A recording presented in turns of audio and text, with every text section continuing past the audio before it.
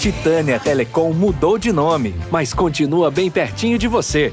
Agora, pode chamar a gente de amigo. Acesse sejaamigo.com.br e conheça os planos. Amigo, viva conexões reais. Olá, seja bem-vindo a mais uma entrevista aqui no Repórter MT. Hoje nós vamos falar de um assunto muito comum, que é o assédio sexual nas empresas. Nós vamos trazer orientações para você empresário e também para você colaborador. Para nos ajudar nesse tema, nós recebemos aqui nos nossos estúdios Danilo Lima, que é psicólogo empresarial. Seja muito bem-vindo, Danilo. Eu que agradeço. Obrigado, Ana.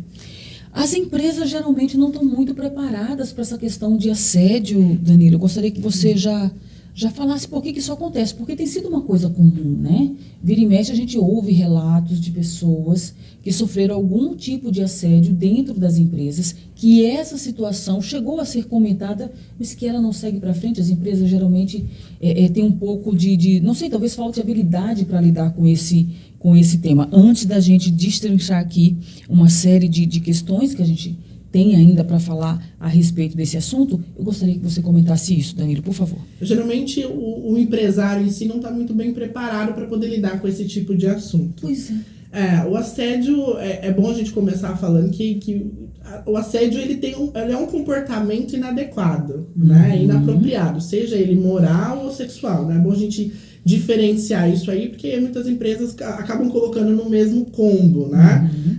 Mas o assédio moral, ele se trata ali de comportamentos muito voltado ali para algo que denigra a imagem do colaborador, que humilha, então são comportamentos repetitivos, né? Enquanto que o sexual, ele é um comportamento também inadequado, mas de cunho sexual, né? Então até de violência mesmo, assim, não desejada mesmo pela pessoa. Torna esse tipo de assédio mais grave? Muito mais grave, né? A gente tem aí penalidades tanto no campo civil quanto jurídico, né?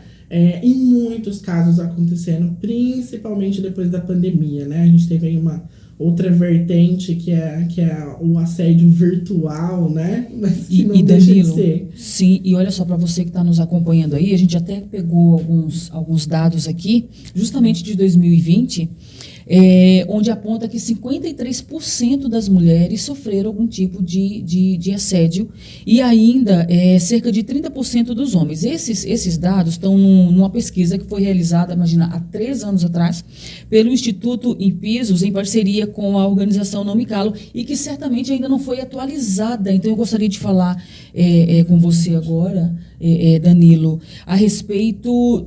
Porque com a pandemia, a maioria das pessoas foram obrigadas a estar em home office. Teoricamente, certos tipos de assédio deveriam não ter acontecido. Exato. Você soube de algum relato que nos aponte o contrário? Vários, na verdade, porque no nosso período de pandemia nós tivemos aí tudo voltado para o online, né? Então passou-se a ter reuniões, entrevista, tudo de maneira online.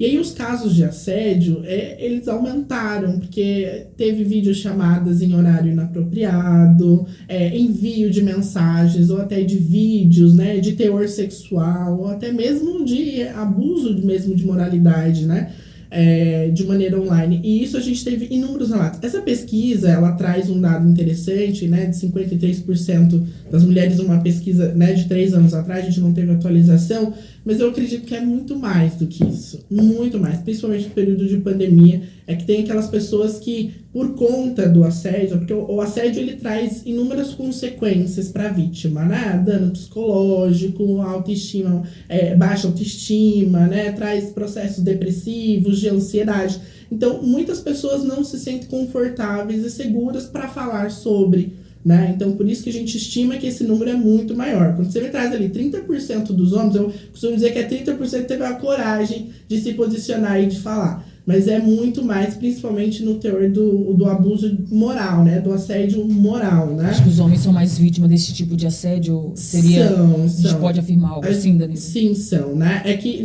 os homens não costumam falar, né? Culturalmente, socialmente, sim, o homem tem essa questão de não lidar com os sentimentos, né? De não saber, né? Onde se posicionar, se colocar. Isso é cultura, né? Infelizmente é uma cultura. Então, por conta disso, a gente tem essa estimativa, sim, pode-se afirmar que é muito maior esses dados, né? Ô Danilo, justamente por conta dessas questões, nós tivemos no último mês, no dia 23 de março, a lei de número 14.457, que obriga todas as empresas de qualquer segmento ou porte, com comissão interna de previsão de acidentes, né, a promover treinamentos para evitar esse tipo de situação. Eu gostaria que você falasse um pouquinho acerca dessa lei, a importância dela e principalmente das empresas aderirem e colocarem em vigor, porque ela já está valendo. Essa lei é muito importante. Assim, para frisar a importância dessa lei, né, a legislação ela mudou a nomenclatura da CIPA, né, que a CIPA é a Comissão Interna de Prevenção de Acidentes. Hoje, com essa legislação em vigor, ela passa a ser Comissão Interna de Prevenção de Acidentes e Assédio. Né? Hoje, finalmente, os legisladores aí entenderam que as empresas elas têm responsabilidade nisso e elas podem ser um fator fundamental para a prevenção de assédio e abuso. É uma vitória muito grande. Né? Ela foi divulgada, na verdade, no ano passado, ela já entrou em tramitação desde o ano passado, mas agora, dia 23 de março, que ela entrou em vigor e está valendo para todas as empresas. Ou seja, toda empresa de qualquer segmento, qualquer porte, que tenha uma comissão interna de prevenção de acidentes e assédio, ou que tenha um código de ética, ou que tenha um regulamento interno, elas são obrigadas, por essa legislação, a fornecerem treinamento sobre o abuso, né, sobre o assédio, tanto moral quanto sexual, no ambiente de trabalho. Então, essa empresa ela precisa fornecer ao teu colaborador aí de que forma o abuso acontece, de que forma esses assédios estão acontecendo, o que ela pode prevenir, de que forma ela tem que denunciar. É tão importante que a legislação ela traz, principalmente que a empresa ela deve sim criar um canal de comunicação para que as vítimas consigam denunciar, né? Um canal que de fato preserve a identidade, um canal que a empresa possa inclusive fazer uma investigação interna, né? E consiga de fato diminuir aí esses índices altíssimos de assédio no ambiente de trabalho. Como que isso vai funcionar na prática para as empresas? O empresário que está vendo a gente aqui, como que ele vai colocar isso na prática? Esses treinamentos, eles acontecem de que período a período? Como que vai ser feito isso efetivamente dentro das empresas, Danilo? Então, a partir de março é obrigatório. Então, nós temos aí um período de 90 dias para que as empresas comecem a colocar essa legislação em prática, né? Isso é o nosso período legislacional. Então, ela precisa trazer profissionais que são especialistas no assunto para ministrar esse treinamento. E a gente está falando de treinamento, às vezes, de 2, 4 horas, dependendo do tamanho da equipe, né? Se ela não tiver um profissional preparado e que entende do assunto dentro da própria empresa. A gente costuma chamar a atenção do psicólogo. Às vezes o psicólogo está ali no ambiente organizacional, né, empresarial, no RH. Então, se ele tem essas ferramentas, né, ele consegue ministrar esse treinamento. Se não, ele tem que trazer um psicólogo responsável para ministrar, ou então até um advogado, né, para falar da parte legislacional, né, o pessoal do direito consegue contribuir muito dentro das empresas, né? Certo. Feito isso, né, deu treinamento, criou ali o teu canal de denúncias dentro da própria empresa, que pode ser ali uma ouvidoria, pode ser ali um Google Forms, né, que a galera cria ali, que seja amplamente divulgado isso dentro da empresa.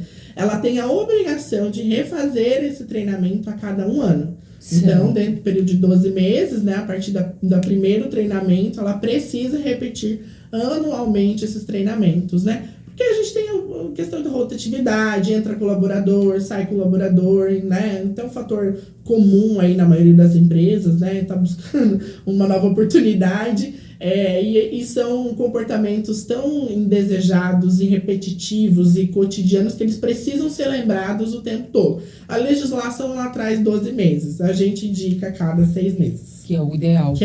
Ô Danilo, só reforça pra gente, deixa bem claro, a lei ela se aplica para as empresas públicas e privadas e de pequeno, médio porte, como que é isso?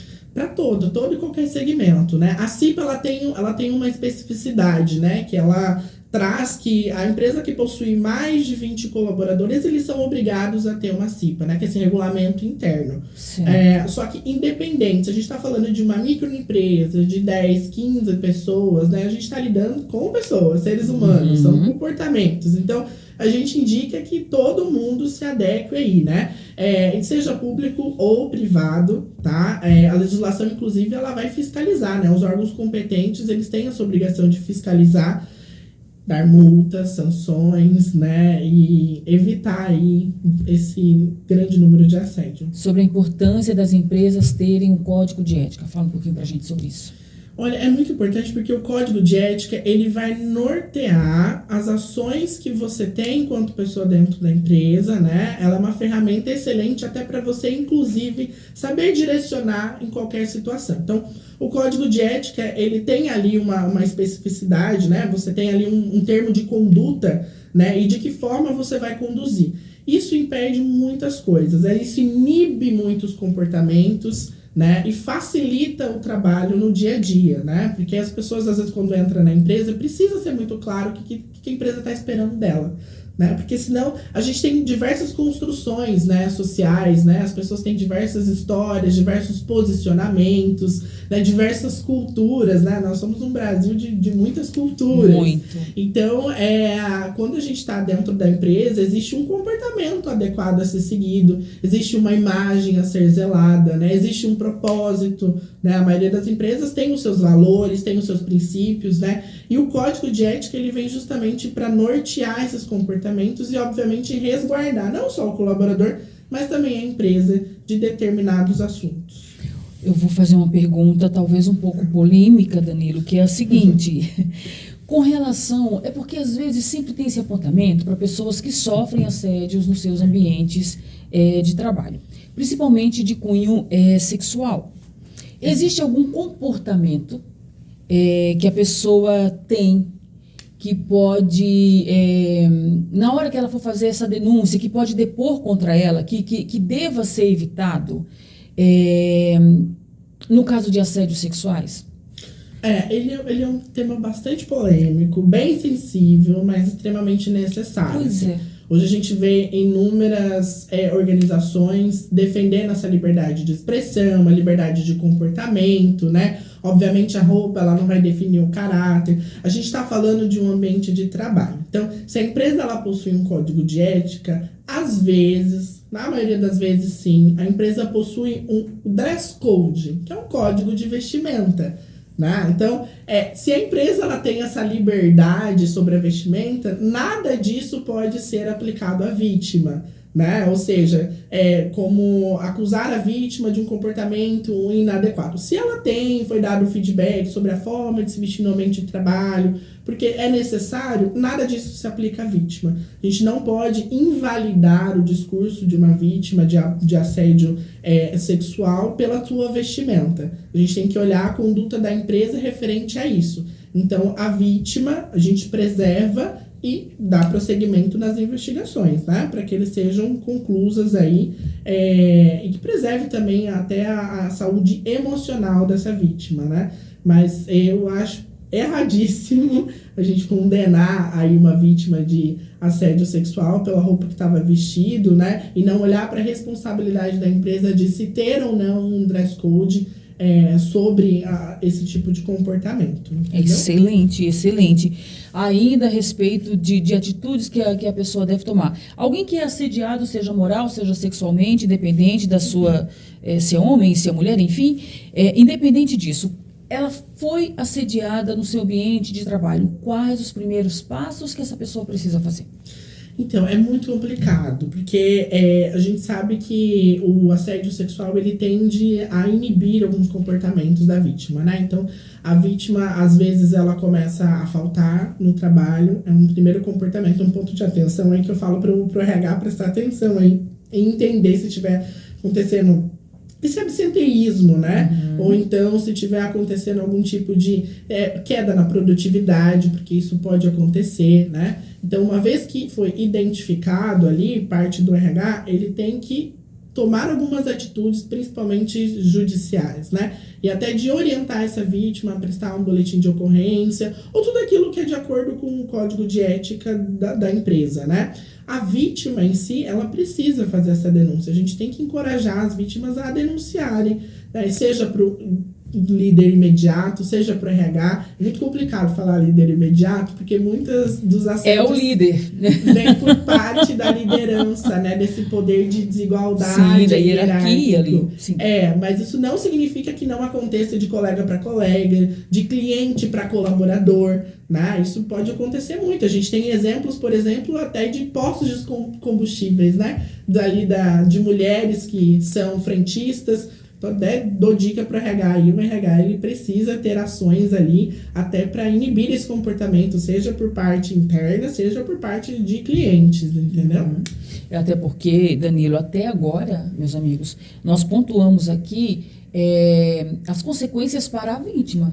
Mas a empresa que sofre algum tipo de processo, alguma condenação por assédio sexual, ela é obrigada a arcar com... Ela tem penalidades. Eu gostaria que você falasse agora acerca das principais penalidades, Danilo, que a empresa está sujeita no caso de condenação sexual.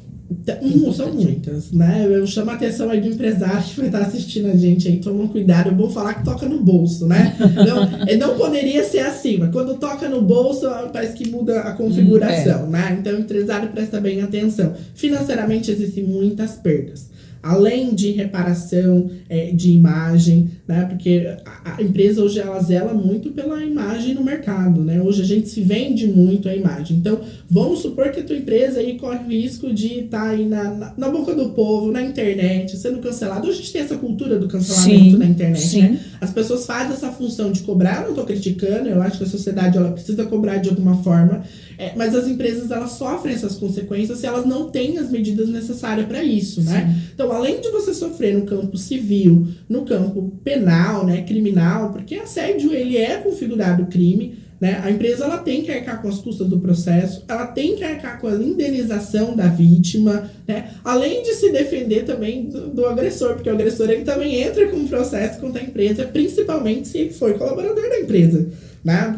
Vai até acusar a empresa de não ter esses mecanismos que poderiam inibir ele. Olha que curioso, mas isso é utilizado como argumento. Então a gente tem sanções, a gente tem perdas. A própria CIPA, né, que é essa comissão interna e que o Estado, né, o judiciário aí, ele está fiscalizando, né, essas normas regulamentadoras, a depender do campo, a empresa ela pode perder uma atividade, ela pode sofrer uma sanção de embargo de uma obra, né, se ela não está com alguma norma regulamentadora ali corretíssima, né? Então a gente tem inúmeras perdas aí para o empresário. Então, toca no bolso de reconstrução de imagem, toca no bolso de indenização, toca no bolso de custas com o processo, além das multas, né? E para você colaborador, a gente também deixa e traz essa responsabilidade, né? Não é só responsabilidade da empresa de ir atrás e ter mecanismos ali de combate ao assédio, né? Você, enquanto colaborador, também pode fazer isso. De que forma? Se a sua empresa ainda não está adequada, seja o primeiro a dar esse feedback para o seu líder, seja o primeiro a dar o seu feedback para um colega de trabalho, né? Se você não sente a confiança de passar para o líder, para um colega de trabalho, para o RH, mas que isso chegue, né? Tem muitas empresas que têm aquelas caixinhas de sugestão, então vai lá, escreva lá, treinamento para assédio, é extremamente importante, né? E se você aí é um colaborador que já sofreu, né, é vítima de abuso, né, de assédio tanto moral quanto sexual, não se cale, jamais. Procure as autoridades competentes para que seja investigado. Isso traz consequências seríssimas à sua saúde. A gente fala do psicossomático, né? Que é quando o psicológico ele reflete no corpo, né? Então você pode ter aí situações emocionais e também situações corporais que o teu corpo vai trazer aí referente a essas situações de abuso. Então a gente está falando de depressão, de ansiedade, queda na produtividade, são inúmeras coisas, né, que esse tipo de comportamento inadequado traz. Então, se você também puder ser uma ferramenta, né, para gerar uma ação assim transformadora na sociedade, seja.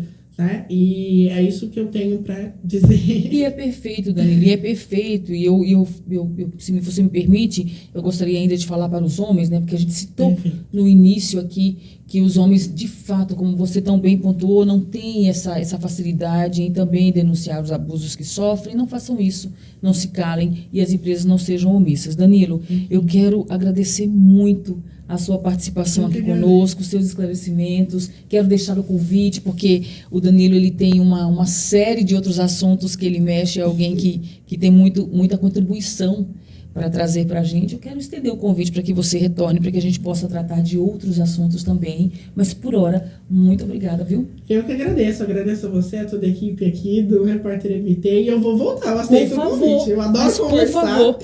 E eu vou voltar sim. Obrigado. Nós temos muitos assuntos ainda. O Danilo tem uma vasta experiência ali em algumas áreas e claramente pode contribuir para que a gente, enfim, fique bem informado. Por falar em informação, permaneça no site Repórter MT, porque as notícias são atualizadas a cada minuto e você precisa ficar bem antenado no que está acontecendo no mundo, no que está acontecendo aqui em Mato Grosso, no que acontece aqui em Cuiabá. Um forte abraço, fica o convite para que você retorne a qualquer momento, porque a gente vai ter aqui uma nova conversa, um novo entrevistado, portanto, até qualquer hora. A Titânia Telecom mudou de nome, mas continua bem pertinho de você. Agora, pode chamar a gente de amigo. Acesse sejaamigo.com.br e conheça os planos. Amigo, viva conexões reais.